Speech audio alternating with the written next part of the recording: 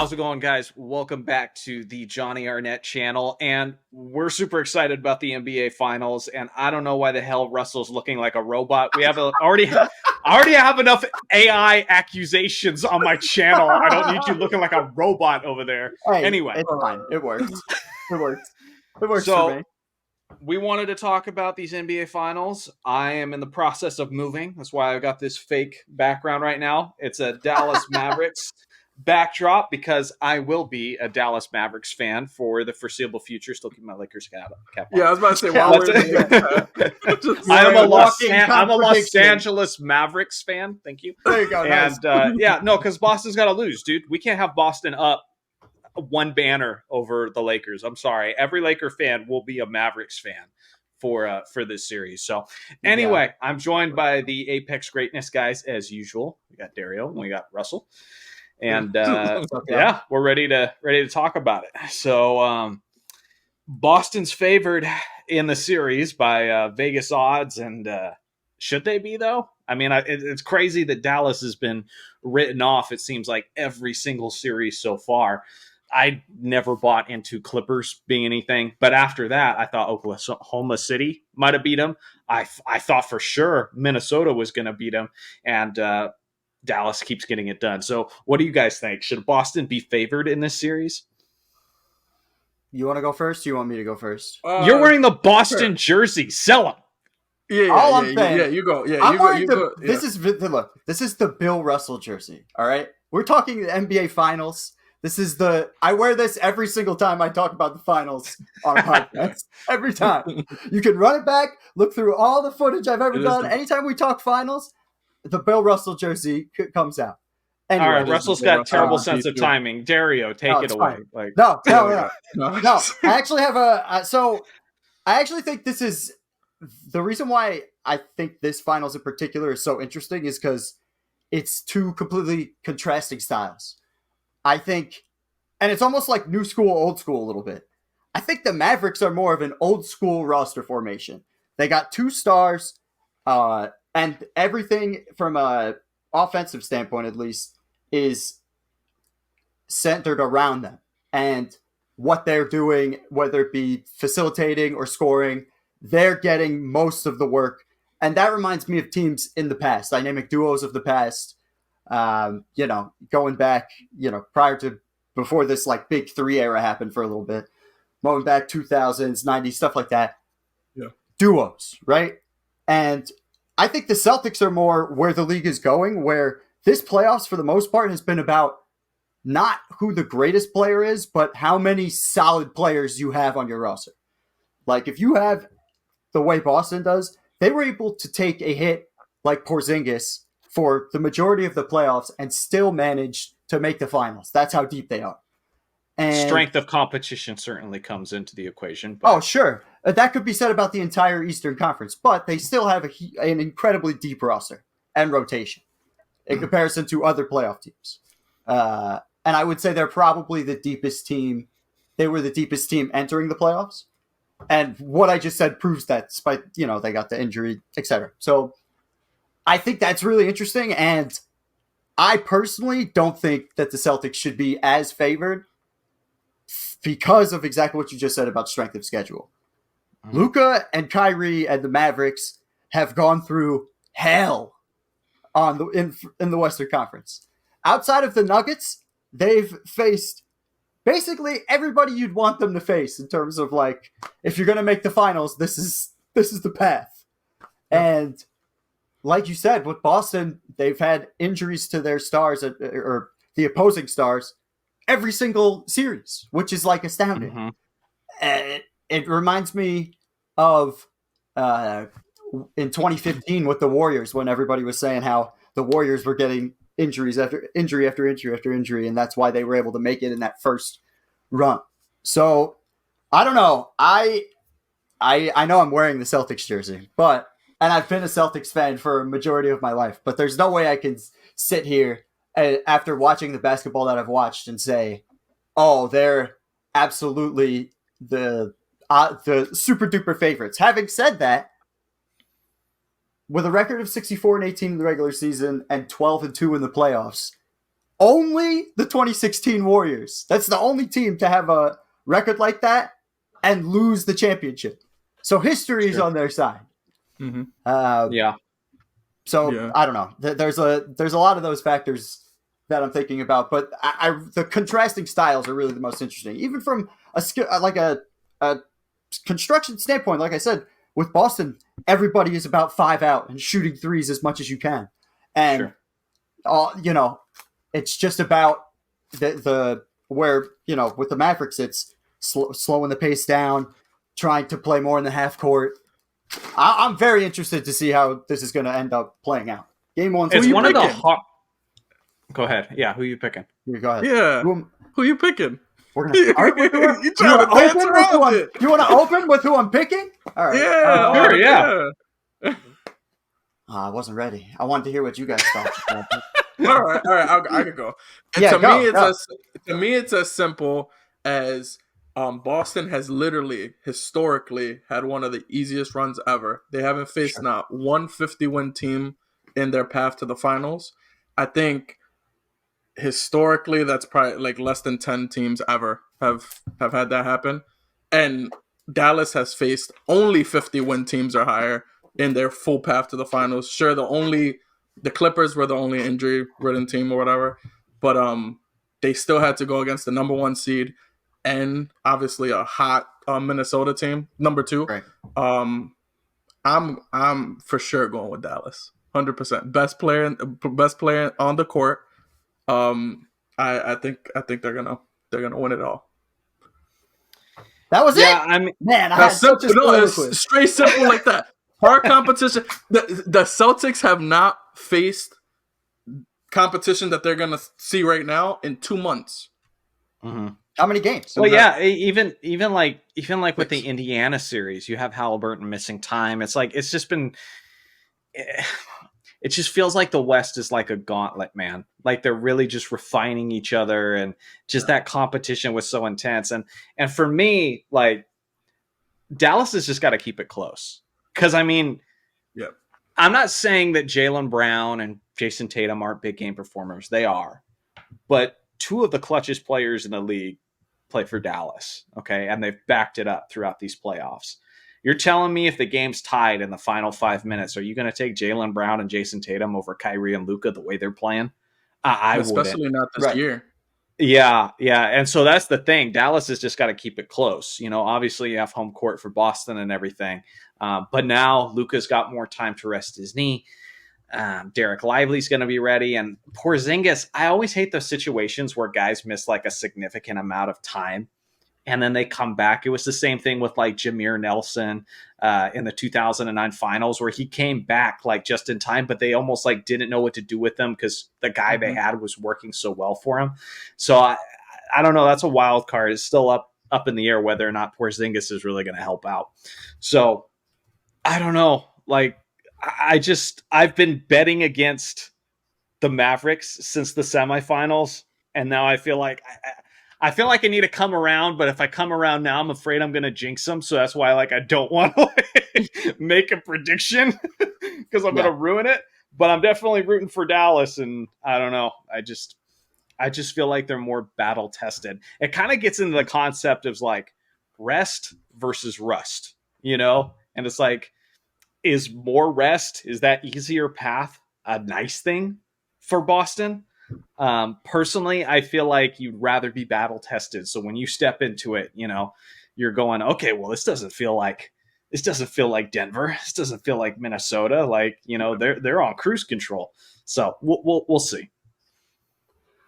What makes you think Porzingis is like not 100% healthy and they're just not like? I'm not saying he isn't. I think you can't bank on him being.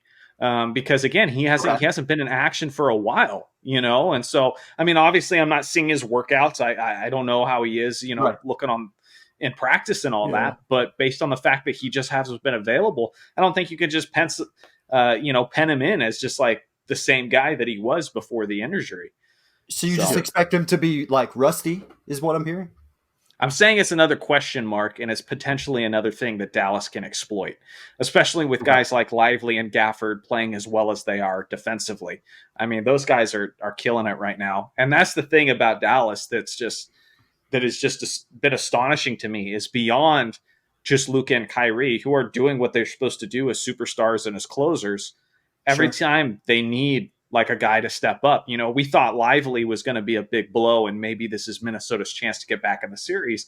And then Gafford looks like a defensive player of the year candidate, you know, just rim protection and energy that he's bringing in. I mean, it's just next man up, and they keep stepping up when they need to. I guess crazy. that's my concern with Dallas. Like if to get through, you think Oklahoma they're coming City, back to earth? You think they're coming back to earth a little bit? To get through Oklahoma City, they needed PJ Washington and Derek Jones to just shoot so many threes and make all the threes, right? Because Kyrie only averaged like, I don't know, I think it was like 15, 16 points a game. It was crazy. Yeah. And I'm not saying Kyrie is going to fall down to earth. I actually think Kyrie could average 30 in this series just purely on motivation shoots. Sure. But and Luka didn't play very well in the semifinals either. He really stepped up in the conference finals. Oh, 100%. Well, you know, Lou Dort is an animal. No, you're good. But Lou Dort is an animal, and especially defensively.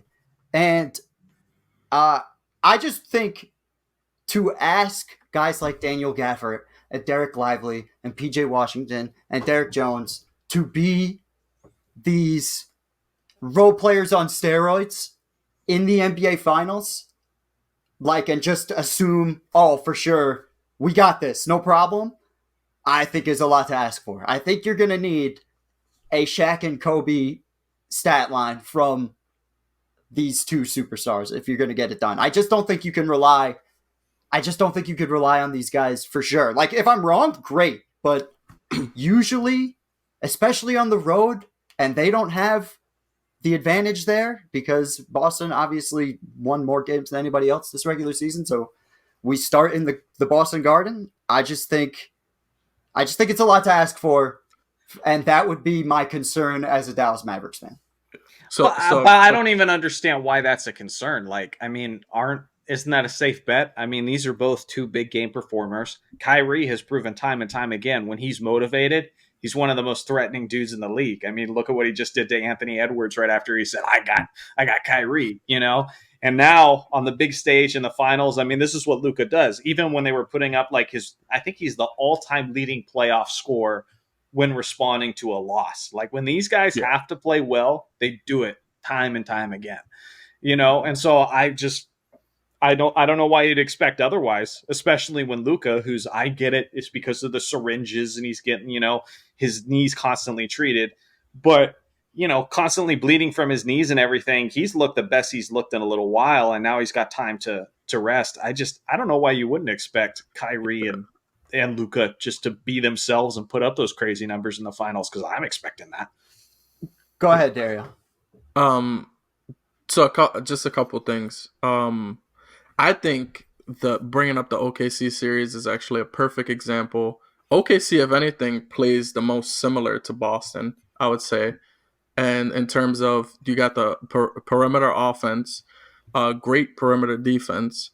And I know their main star, Shea, didn't shoot as many threes like Jason Tatum does, but they were a great three-point shooting team throughout the year. And you have Kyrie Irving, who played a bad series, right? At 16, 17, whatever he was averaging, and they still win pretty convincingly. And Luka, that was Luka's worst averages in a playoff series ever, which was 25, 11, and 9, which is insane, by the way. And so that alone, to me, like, kind of proves how this team should be able to. And I understand they have rookies that you're worried about, but I don't understand how we just think Boston's just ready for that. You only got a couple guys who were there in that playoff run from 2 years ago. You got Porzingis, who wasn't there. Porzingis has historically been actually not a great postseason performer. You have a lot of question marks on Boston side, and not to mention, like, what Johnny said earlier, if you keep it close, you have the best clutch players in the league right now versus arguably these stars who don't perform great in the clutch. Like Jason Tatum, the whole year, the question marks on him being MVP was because his clutch performance. And Which I guess is a question that that I want to ask Russell. Then, do you expect Dallas to be keeping these games close? Like first two games in Boston, heads into the final minutes of the fourth quarter, suggesting that it's a one possession game. Do you not foresee that? I just don't know how. It's so tough for me to just assume that we're just going to see the exact same team that we just saw in the Western Conference Finals against a completely different team. It's a weird, and I feel like this is why Minnesota, in the same light, was looked at as such a favorite over Dallas, because we just saw Minnesota defeat the defending champs, and so we were all like, "Oh, they're clearly going to beat Dallas. Look how this run they've been on." But Minnesota makes more sense though. Like what happened to Minnesota? Your leading player is Anthony Edwards, who's 22 years old, and to be fair, he did drop off significantly in Game 7, where he shot 6 of 24. So it's like we did see a little bit that he was starting to decline. He was exhausted, as he had to be put on an oxygen mask. And then you had Cat, which I know Russell you don't believe in, and then you had Rudy Gobert, who consistently disappears in the playoffs. That is not Luka and Kyrie. Luka and Kyrie are the complete opposite of that, where you can just pin them in where they always show up. So and not to mention, you had Minnesota's literally was created for Denver. Like that, the GM was the one who built Denver, and then the one who built Minnesota. Like those go hand in hand, and I think that's why Minnesota looked the way they did against Denver, and they weren't ready for Dallas. The difference is Dallas has played a team similar to Boston, and I think that's kind of getting lost in the mix here. OKC is very similar to Boston in many ways, and they had a whole game plan and strategy for that. And sure, OKC has younger. Yeah, I see that. That's kind of that might look like the stat lines, kind of. Great, just a little bit thank you. You're just helping me. Thank you. So this is my point. Let's say they do that. Let's say that's what happens from a scoring standpoint. Yeah. What is that? Dario, math me up. What is that from a scoring? That's 63 points a game. Yeah, 63.1 points per game. You think they're going to hold the Boston Celtics under 100 points a game? Yes. Just 100%? Yes. You guys, I don't know how you can say that. That's insane. Mavs have been literally like the best defensive team in the league. I just don't know how you can say that. I know I get where you're coming from. It's just a tough stretch. That's a stretch for me. Maybe we can just, Russell, let's go through the Boston Celtics playoff log. I promise you they've had a bunch of games where they scored less than 100 points a game against trash teams. So guess what? When they start playing against... I'm not disagreeing, but the expectation that they're just going to miss all their threes and like in their house, it's just like, I just find that super hard to believe in terms of like the way you guys are saying it. I just think these two guys, if they're the only two guys that show up for Dallas, it's going to be a problem. Who is the non-all-star for them that you see being the guy that gets Dallas over the hump? Because that's what they're going to need.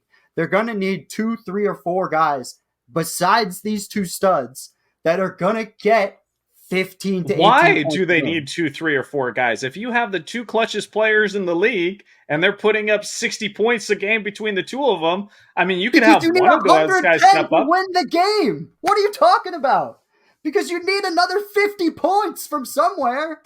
Even, let's say on the low end, let's say in the 90s, you still need 30 to 35 points from other players. You need depth and first of all, we did a video and scoring's closer to 100 points a game than it is to 115 points a game. So I'm not convinced that they're going to need as much offense, especially with how Dallas is playing. Listen, we're just going by what we saw in the West playoffs so far. I don't know why you're just assuming everybody on Dallas that isn't Kyrie and isn't Luka is going to disappear. Where is that evidence coming from?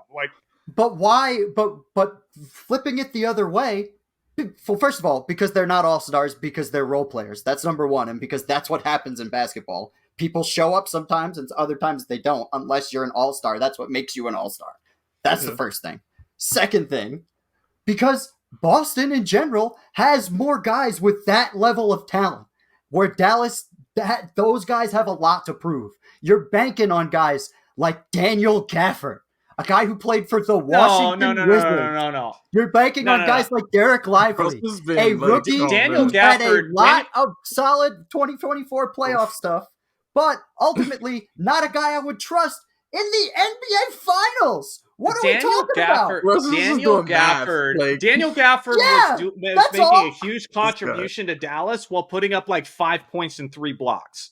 Okay, I'm not saying he needs to put up 20-10 performances. He was literally getting 5 points and like 2 to 3 blocks, and we were like, man, he's the spark plug. Look at the energy. They don't have to fill up the stat sheet. Just what they were doing is every other guy other than Luka and Kyrie can average 10 points, under 10 points a game, let's say. And you think they'll still win? So does Boston not have role players? Are they a team of just all-stars? They're just better. Drew Holiday, Porzingis, Derek White. Those guys are better than the Dallas role players. They are. I'm sorry. I hate to tell you that. Yeah, on paper, Boston is 100%. There's a reason they're the favorites. On paper, they look like the perfect team. But guess what? This is not paper. This is like real life. You have to guess what player in Boston is better than Anthony Edwards?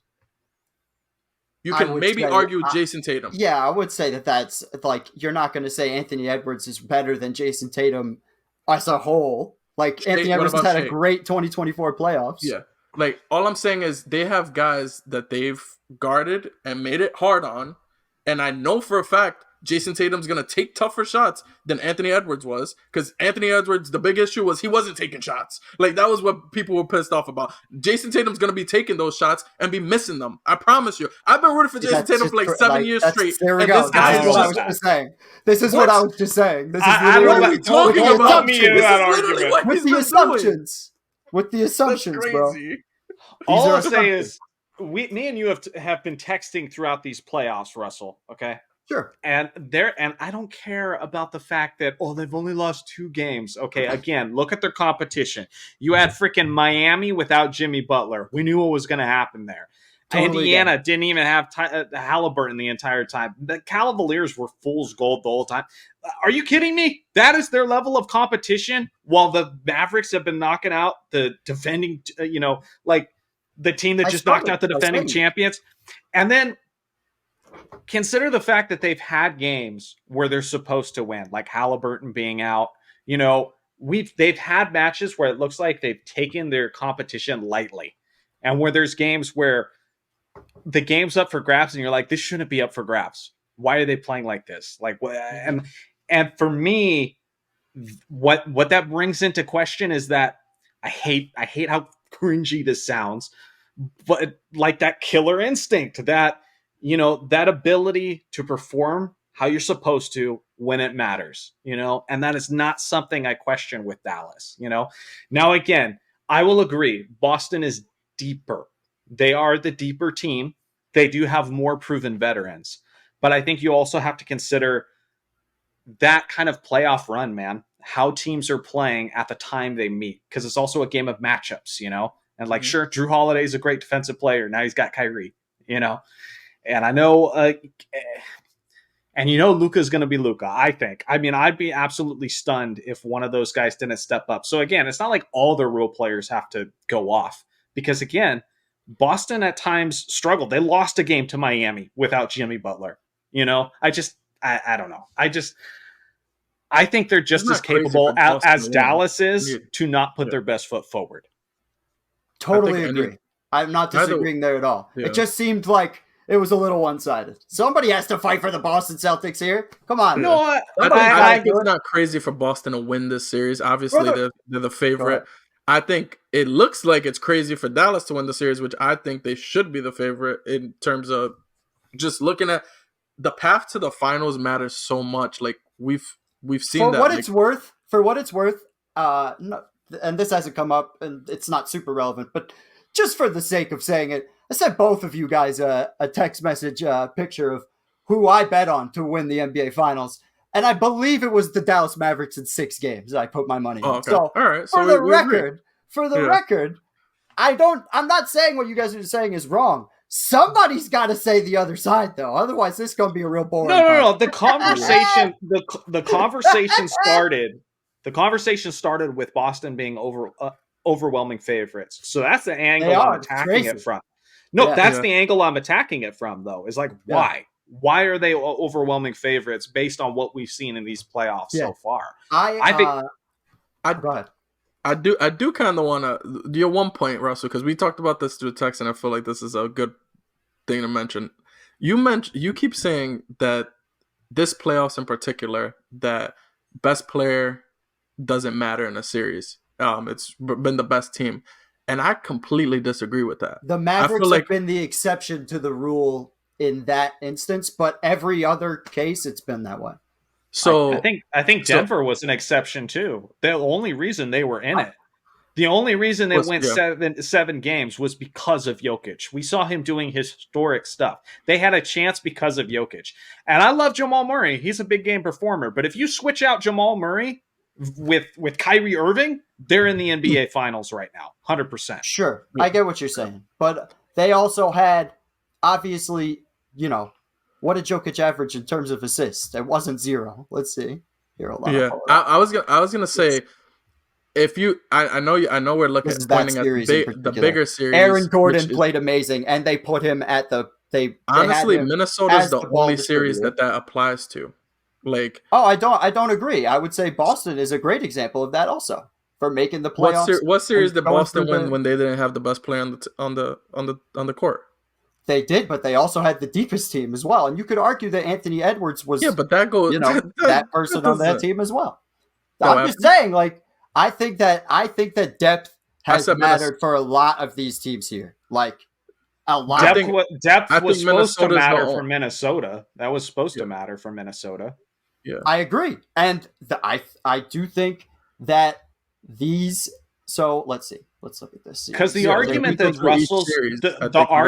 Russell's making in favor of Boston applies perfectly to Minnesota against Dallas, but we saw what happened. Mm-hmm. Yeah, I just think, and OKC had a deeper team than I would agree. Dallas. I would agree. And look, I think best player won. Like, that's what I'm like. That is consistent, and I think that's always going to be consistent through NBA history. That just always has happened. I just think to win the NBA Finals, one of these guys here has got to really jump up more than they did here. I really believe that. Because I just think it's a lot to ask for out of these guys to every single time. Like, I just think that's a really tough ask. Kyrie's only had to do that for 5 games. Every other series this playoffs, he has not played like that. And I feel like Kyrie, and especially listening to his press conferences and seeing how much he's matured, I think he's pacing himself. I think he understands that obviously his body can't go through an 82-game series. That's been his whole. If you look at Kyrie's whole career, he can't, and he realizes that, and he knows if we're gonna win, if we're gonna even get close to a championship, I have to be there. His how aggressive he was in the OKC series and the Clippers series compared to Minnesota. Sure, he had a challenge there, but even without the challenge, I think Kyrie was gonna do that anyways, because that's how he's been. I'm pretty sure he's pacing himself that way, especially against Boston. I feel like he's gonna attack, he's gonna be aggressive, and we already know what Luka's bringing. So I feel like that 25 to 30 between the two is more than for sure with Luka, and Kyrie averaging 20 to 25. That's all Luka really needs, because Boston's not going to be able to put up 111 points against this Dallas team. Not consistent. I think that's tough ask. I think that's I don't know. That's where I disagree. Dallas Mavericks they just shoot so many 3-pointers. Dallas Mavericks opponents' points per game is 103 points throughout this postseason. Sure. They've won against multiple 3-point shooting teams and done well against them. I don't think Boston's that much of a difference. And the thing is, too, like, I don't know why you can't, like, I want to say that Gafford, Lively, PJ Washington, I want to say that I would guarantee that all of those guys are going to step up, but when you have the gravitational pull that guys like Luka and Kyrie have, given how they're playing, Right. Expecting one of those guys to be able to knock down their corner 3-point shots, or somebody on the team, or Derek Jones stepping up, it's not that much of an ask. I mean, again, I'm not disagreeing, but Those talk easy about lobs. something we've seen throughout history. Talk about something historically we've seen just not work out. Like, I think about guys like Harrison Barnes and like guys who have like James Harden for the Thunder, like these guys who you expect to play really well in these big moments and have played well up to that point, just totally eat a bag of, during Can that happen for Boston? I mean, could Al Horford disappear? Definitely. Could like Al Horford's super old? Of course he could. Like there are guys, but I think that Jason Tatum, but I think these guys had that moment to have, the 2022 NBA Finals were not that long ago. You know what I mean? Yeah. And I think they were the example. This is like the Warriors were the example of having the more veterans, and and they won that series in a way where Celtics were probably again the deeper team, whole 9 yards. And so I think to everything that we're saying in terms of motivation for Dallas, you got to believe the Celtics. And before Derek White was on that team, there were a lot of guys on that team, obviously Tatum and Brown, who are super motivated this year. Like, yes, they had a easier run to get there. And yes, they gave up one game per series, but because their shots didn't go down. Having said that, they got the job done, and they're exactly where everybody thought they were supposed to be. And, that there comes a point where you get to this moment, and look at guys like Drew Holiday. You don't think Drew Holiday's saving a little bit for the if we're talking about guys like Kyrie pacing themselves? Yeah, Drew Holiday could be in that boat too. That's one guy 100%. 100%. I think is ready for the moment. Drew Holiday, and sure. He's gonna have. I really think that's something that nobody's talking about. Is Drew Holiday's gonna have to guard Kyrie? Like that's the matchup for me. I feel like a lot of people are saying Jaylen Brown. I heard Bill Simmons talk about Jaylen Brown. I think you got to. It's always been, from what I'm hearing, is Derek White and Drew Holiday. Yeah, and I think that's smart because then Brown and Tatum, and maybe you want to throw, if you want some size. I don't think Horford could stay with Luka at all, but I heard people saying that. I don't totally agree with that. But if you just keep one guy, yeah, I agree. If you keep one guy on Luka, on the other end, they're going to be exhausted. So you have to keep that rotating. And I really think that that's where they should focus it. Do I trust Joe Mazzulla to do that? No. He should. No, not really. But I don't know. In theory, this is, if I was coaching, that's what I would do. Like, I feel like recency bias might be playing a factor a little bit for you, Russell, because again, when you're talking about Boston, offensively, they are coming off of a series where they just played Indiana. Okay. And there's only been like 2 playoff games this entire postseason where a team scored north of 130 points, and both times Indiana has been involved. Okay. Right. So, I mean, the pace and the style of basketball that's being played is completely different switching from Indiana to Dallas. So, I mean, that's an adjustment that Boston is going to have to make, Why do you assume that it's automatically Boston that has to make that adjustment? Why can't it go both ways? I don't understand. No, it can't. It can't. Absolutely can't go both ways. Yeah. I mean, we're going to see who's going to end up controlling the tempo. But what I'm saying is you can't just assume that they're going to be putting up the same amount of points that they were putting up, because you're saying, well, they're going to have to score at least 40 something more points. I'm like, I can see games finishing 101 to 100. Like, why not? It's not Indiana. We're not talking about just run and gun a bunch of 3-point shots like it's a D'Antoni offense. But that's what you get with Indiana. They're the modern day version of that. So I do think the tempo and who wins that pace battle will win the finals. Yeah, for sure. That's always the case. I think that is where we're going to be. That's where we're going to be talking about, like, when this is said and done. Two quick points. The first one I need to make is before the Golden State Warriors, these jump shooting teams that are hot from 3, all this other stuff, historically have not been consistent. Right. I don't think Boston's changing that, to be honest. Sure. They don't have the greatest 3-point shooter, the 2 greatest 3-point shooters we've ever seen. So that's one of the reasons why I don't think Boston's going to do that.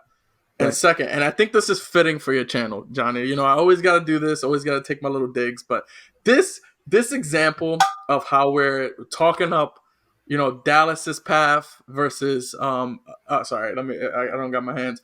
Dallas's path versus Boston's path, you see Boston clearly going against the easier competition, easy routes to the finals, and then Dallas obviously going through a gauntlet, going through this tough competition, and we're seeing this is that 60s versus like any modern day era of basketball. This is the thing, going against 8 teams and going and not having any type of competition. Oh, guess what? Will Chamberlain, Bill Russell look so freaking amazing, and then you look at guys like Michael Jordan and Kobe Bryant going against these tough ass competition, and they don't look like. Yeah, okay, all right. I was just saying, yeah.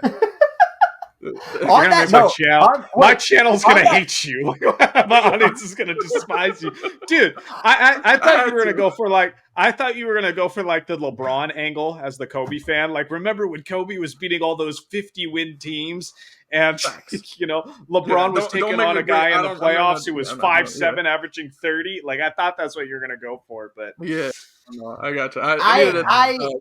I have a question. Bringing it back to the finals. I think I already know the answer, though, honestly. Do you guys think that, like, if we're ranking the players, like, when we're looking at this at the end of June, a few weeks from now, will we be saying that Luka and Kyrie were 100% the 1 and 2 best players in the series? Is that what we're going to be saying? What do you guys think? No. I don't think Kyrie's better than Jason Tatum. Yeah, right now.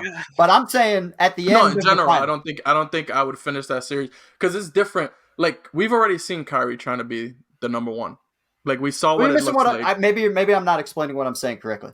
I'm saying for this series, when we look at the stats from this series and everything. Yeah, I'm taking that. I know exactly what you're saying. I think if Dallas is going to win this series, I think it's going to be borderline necessary for that to happen. Listen,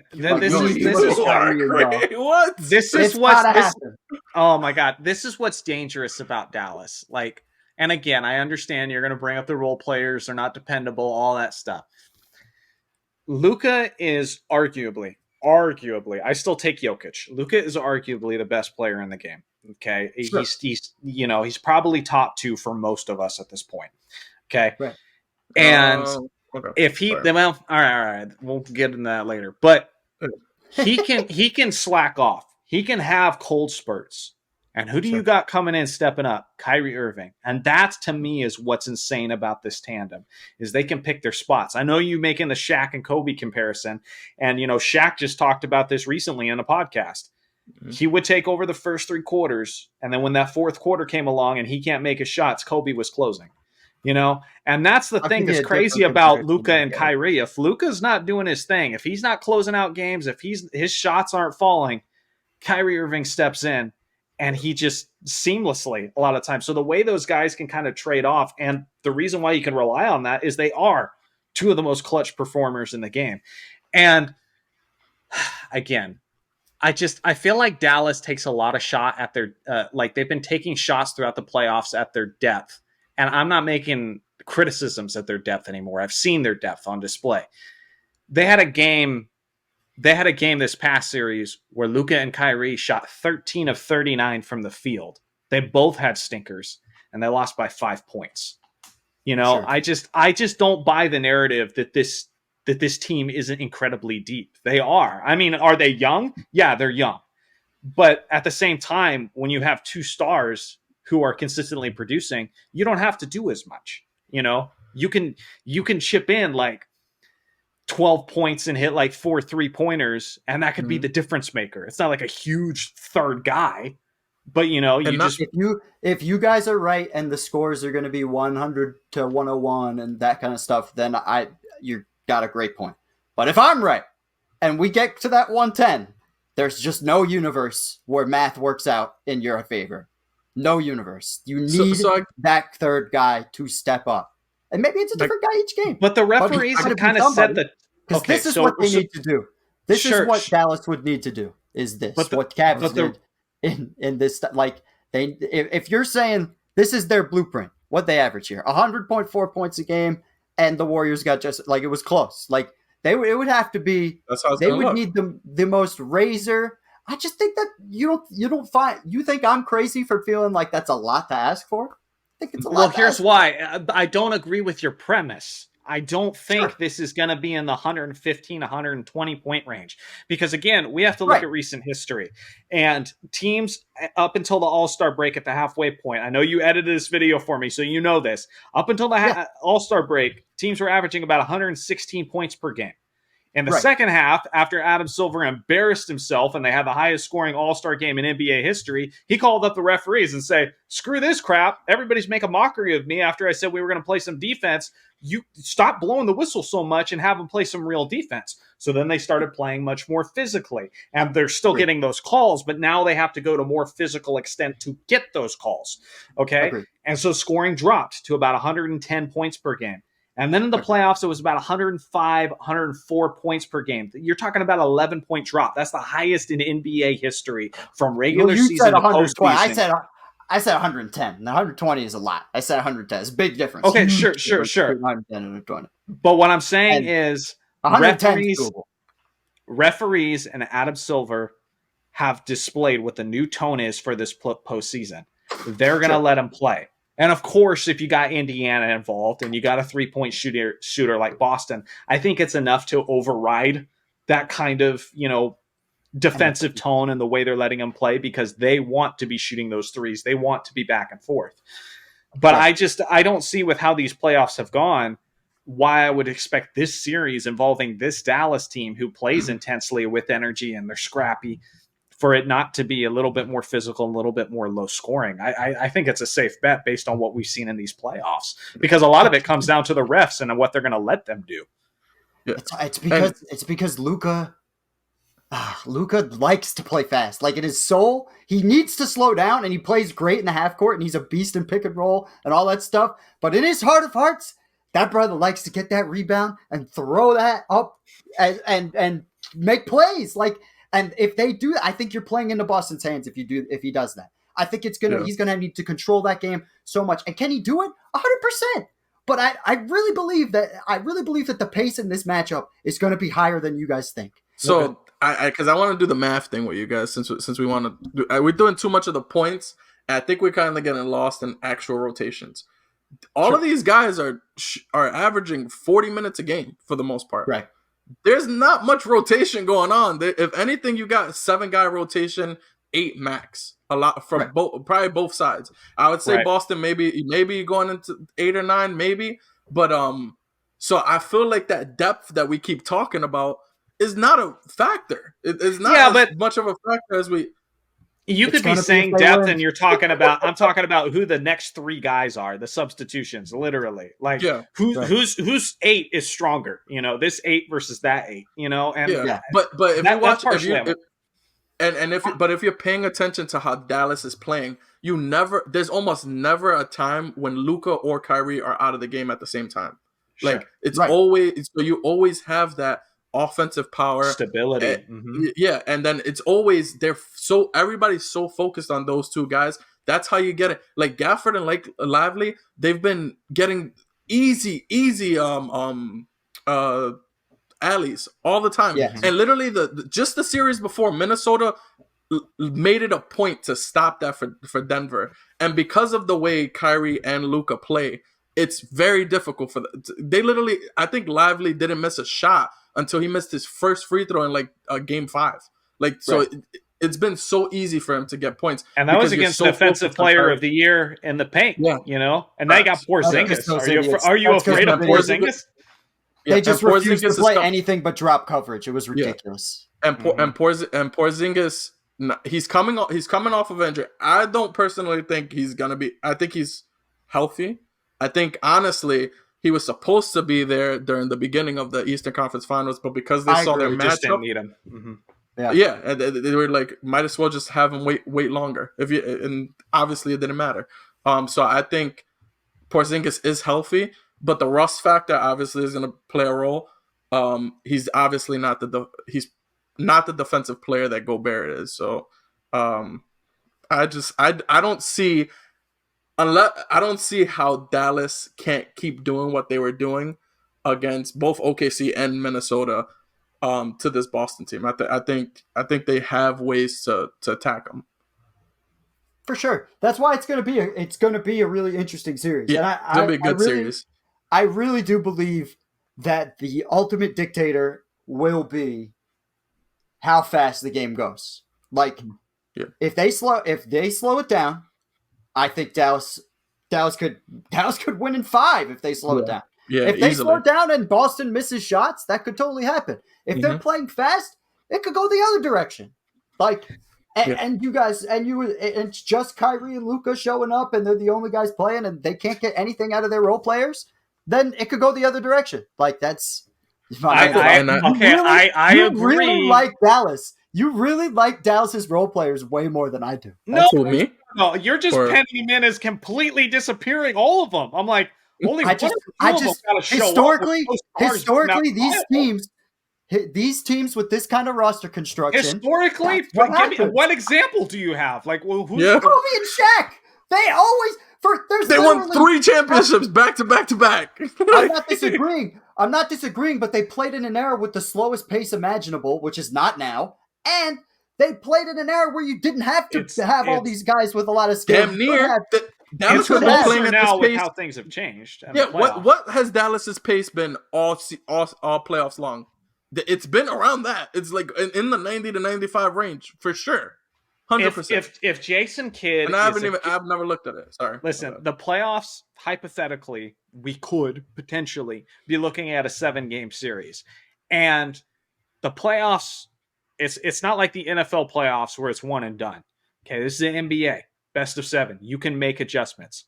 So I will agree. If Jason Kidd is a complete moron and doesn't understand that pace of play plays into the hands of Dallas and they just surrender that, then Dallas could be in trouble. But I understand Luka wants to do that, but I don't see him just going that for the whole series. Honestly, that's my biggest worry for Boston right there is what you just talked about. The way you just said how you feel, oh man, I hope if Jason Kidd's not a moron. Joe Mazzulla has proven to be a moron. A lot. Frequently. A lot of times. They have the stupidest. And you know what? They have the stupidest offensive strategy that I've ever seen in the world. The Celtics have I'm going to say it again for the people in the back. The dumbest offensive strategy I've ever seen make it this far in the playoffs. They shoot threes at I don't even understand what the threes they take. They take threes when the layup is wide open. Mm-hmm. Like they could have a dunk and pass it out to a guy in the corner for a way lower percentage shot. It doesn't make any sense. It doesn't make any sense, and Joe Mazzulla never changes it. Ime Udoka getting into the controversy or whatever the hell that he got into and lost his job. God, if he was the coach right now, I would have Boston in 5, and I would have put money on that because I trust that guy to be a coach and a great one. He got Houston to play well this year. That was insane. Anyways, I don't trust Joe Mazzulla as far as I can throw him, and these are not very big arms, so I can't throw him very far. I just that is why I put my money on on Dallas at 6, and that part of it is just tough for me. I don't trust the coaching, and coaching you can get out coached in a series. We just saw it. Mm-hmm. Like we just saw it with Dallas and Minnesota, completely out coached. Mm-hmm. And that's why I put my money where I put it, personally. Yeah. Go ahead. Make your point. I do want to know, though, because we've heard him say Dallas is 6. I'm curious as to what our picks are, because I'm like, after all this, if I end up saying Dallas is 7, and Russell says Dallas is 6, I'm like, what the hell is this debate even? It's literally classic Russell. He literally argue with you for 30 minutes and then agree with you at the end. Because literally from the very beginning, I had Dallas in 6. That was my pick. What kind of podcast would this be for an hour if I had just said, "Oh yeah, Dallas"? When you guys asked me when to start, I'm not doing that. That's no fun. It's more fun to put my Boston jersey on and try to be. Even though, if I'm being totally honest, I don't have any relation to this Boston team at all. I hate the way they play offense, like I just said. I miss Kevin Garnett, Ray Allen, and Paul Pierce, and yeah, that's how I feel about that. But if they win, I'll go to the parade. I don't live that far from Boston. That'd be fun. Gary, if you want to go, I'll get in the car. Well, I'd love to go. Yeah, we could. I mean, I'm definitely not going to a Boston parade. I was going to say, if you go to a damn Boston parade, I'm going to raid your home and take those Kobe frames. Okay, you better not go to a Boston parade. Yeah, I would never go to a Boston parade. Absolutely. I love that city, so I'll definitely be going. So that'd be fun. But yeah, what do you call it? But not for nothing. Watch when you pulled up that pace at the end. That to me, that perfectly explained why the Mavs are going to win. Literally, like they're going at the pace that you want. We're all agreeing that would win the Mavs the series if the fastest pace for the whole playoffs was 95. That's pretty from the Lakers. Pretty slow. Yeah, that's crazy. From the Lakers, I couldn't believe that when I saw that. Yeah, that's crazy. That is crazy. I'm telling you that narrative that there's more scoring, there's faster pace, dude, that changed. These are not the playoffs that they were a year, 2 years ago. This is a different tone, and the referees are controlling it, and that's why it is that way. Yeah, that number's gonna have to go down though. It's just gonna have to. Even though do you have Mavs in 7, Johnny? Is that what you got? I'm still reeling off of like my Minnesota pick that I feel like whoever I feel like I'm gonna put a curse on Dallas and they're gonna blame me when they don't pull it off. Like Mavericks fans have really had it out for me. So I don't know. That's the other thing. I feel like the Kyrie being clutch in Game 7, like he's done it before. I just feel like that feels right. You know, even with them being on the road, like they've been good on the road. You know, so I don't know. I kind of want to do that. I want this series to go 7. I'll go with it. I'll go Dallas in 7. I don't feel great about it, but that's what I'm going with right now. I feel like Boston has actually not been good at home. They have not. Yeah, Game 2 versus Shockingly the Pacers, they were down almost 20, right?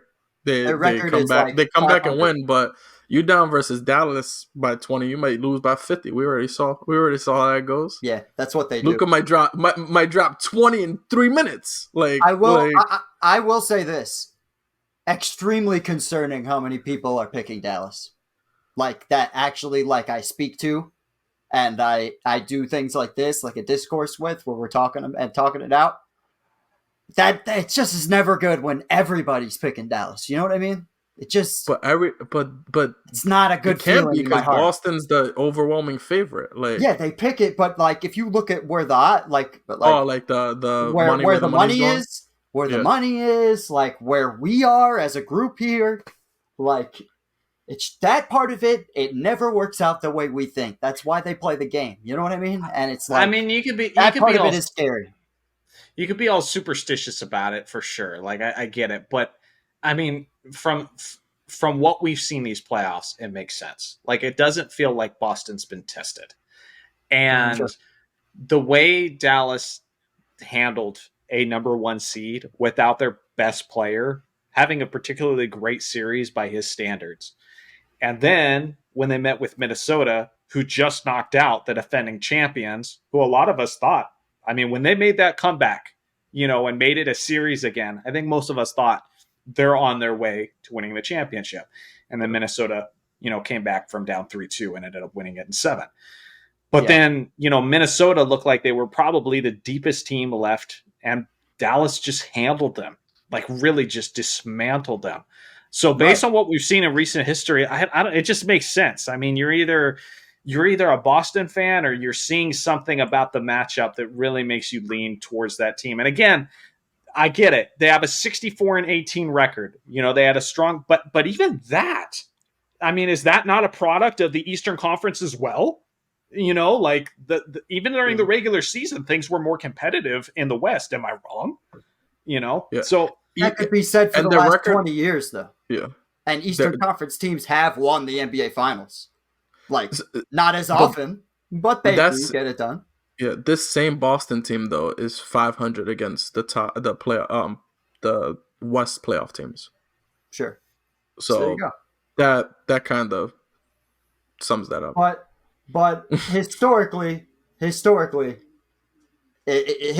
and numbers say it would be a rough look for Boston, and I think that's why they are where they are. But you guys are definitely right about just the matchup. But man, what if the Celtics just shoot what if they just shoot if they shoot 40? Imagine if they shoot 40% from three for the series. Is there? I don't think there's any universe they can lose if that happens. But I don't know. Just because of how many they shoot. What I'm gonna that doesn't happen though. I mean, they could do that. It doesn't. They could shoot the lights out. Like Indiana did that one game. They could shoot the lights out and barely miss a shot, and they're winning one game. But again, Dallas is like the king of bouncing back from a loss because of Luka. And so even then, it's like a team can't just get hot from 3-point range and they're just going to win the series. They'll win a game because of that. Yeah. But maintaining that, and that's the thing about jump shooting teams. Mavericks can make their jump shots too. But again, I think just the pace and the style, like you said, is what's going to dictate this. And just because of what we've seen in the playoffs so far, that's why I'm leaning towards Dallas is going to have the pace they like. Right. Because the refs are going to support that. It pisses me off so much especially if Boston wins this year, mainly because I've been rooted for Jason Tatum for how many years at this point, Ross? I've been, and then I'm finally done on him. Finally there. And then now, and then if he goes and wins a championship after that, that's bullshit. So here, actually, you know what? This is great because this is the last question I wanted to ask everybody, and it's Tatum related. What do you do with that?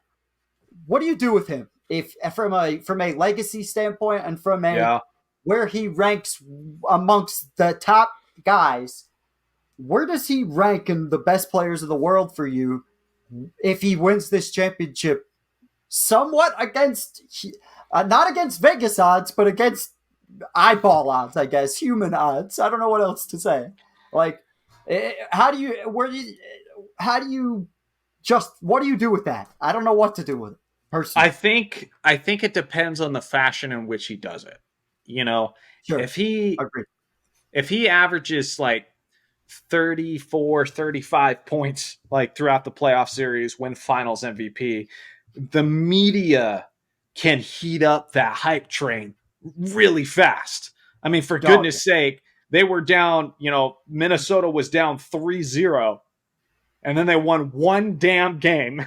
One game. And Mike Greenberg couldn't keep himself from being he's going to win more championships. Anthony Edwards is the next Michael Jordan. That was crazy. They made it a little bit of a series for one game, and we had them thinking maybe they'll make a great comeback, and let's start up the hype train all over again. And then they, immediately lose right after that. And the media could get it going fast, man.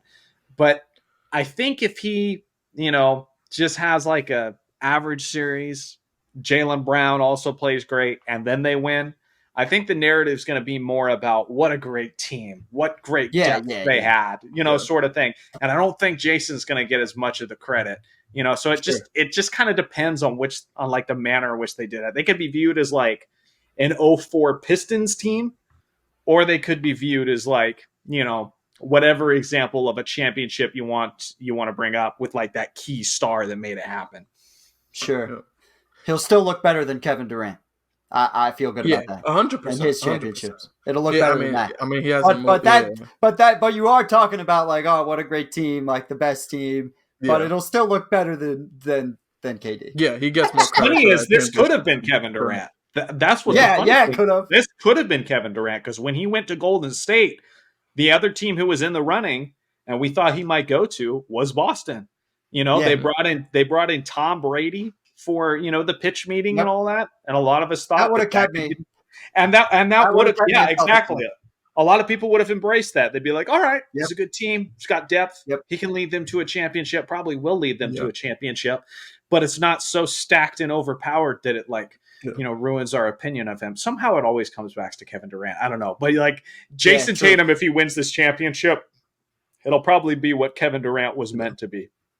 Yeah. Yeah. That's a good way to put it. I like that. For me personally, I think if I had if he wins this championship, I don't really think there's much he can do to change. He'd probably be fighting for a top 5 spot, but I think he's like top 7 player in the league, maybe something like that. And I don't think that changes that much with if it's an amazing playoff run, he probably goes into the top 5, but I'm not putting him over Giannis, Joker, and Luka. Like those 3, I think. Joel Embiid? Embiid too. I just threw 3 off the top of my head that I knew. I know, it's wild. That name is just interesting because Tatum's been to so many Eastern Conference Finals and Embiid's never been to one. That's got to matter. I think Joel Embiid has not had consistently has not had the teams that Tatum's had. I think I would agree with you, but I don't know if every single person on planet Earth would agree with you. But I agree with you. But it will be interesting though, because we got to think about I do think there's an interesting way to look at that because how many if Jason Tatum does win the championship, how many leading superstar players of his caliber have won a championship that quietly and that under the radar? And what I mean by that is throughout these playoffs, early on, who were the guys that were being talked about? Anthony Edwards owning Kevin Durant. And then into the semifinals, it was Anthony Edwards and Nikola Jokic. That was back and forth. They were the guys we were hyping up, Yeah. And then after that, Minnesota, most people consider Minnesota the favorite, not Dallas fans. I get you. But then Luka won. And now it's all about Luka and Kyrie. And if all of a sudden, especially if it's a close series, and they fall, and Jason Tatum just comes in and he's like, praise me. Where is my all-time status? It'll be awkward because we've got through these entire playoffs so far. I think the general consensus is I actually think there will be a lot of hate for the team and Tatum if they win the championship. Fluky. Yeah. They'll That's what happened with the Warriors. No, but people suck. People suck, and it's because their guy. This season was so good in general. We had all these fun moments, 70-point games, and there's really sick playoffs. And if it ends with the most, to a lot of people think the most stacked roster winning the championship, and these 2 guys who a lot of people are just bored with because it's the same roster all the time, and they've never. And it should be a story about these 2 guys who everybody have been told. Everybody told them, break up. We're done with you. You guys would be better apart if they finally win the championship together and just tell the entire world up yours. Twitter is going to go, screw these guys. They had the cheapest run. They beat our favorites. Whatever. Asterisk championship. And that sucks for them. That sucks for them because I don't know if that's warranted. To me, that goes back to the 2015 Warriors, right? The same team that we just compared them to, going against multiple teams that had injured players. Let's say God forbid this happens, but Luka gets injured in this series, and that's what I was then they say. get it easy. That would be the Astros championship, and what solidified the Warriors was the next year. Right, that's what made that 2015 Warriors. If they go to the finals, win it, and then the next year they go 63 and 19, and they lose in the Western Conference Finals. You look at that team as a faux championship or whatever, right? The Astros championship is legit. But what solidifies that Warrior team is the very next year, even though they lost, they did 73 and 9, got back to the finals. Right. And obviously going through some of the toughest competition throughout that process. So it's going to be the Shaq logic where they're like, can they get another? Like that. Well, it has to. Yeah, 100%. If they win, especially if someone gets injured in this series, you have to do it again. Well, that's what I was going to say. I feel like the way we view Boston, this is a validation potentially for them. Because if you beat Luka and Kyrie the way they're playing right now, if you beat them like that, you're legit. You're the real deal. Like, you deserve the championship. But like he said, like, if freaking, Kyrie or Luka go down, yeah, this will be viewed as one of the biggest asterisks champions of all time. And I can't say I necessarily blame them, because goodness, just look at what happened in the Eastern Conference. Like Right. it was just decimated, man. Joel Embiid was hurt.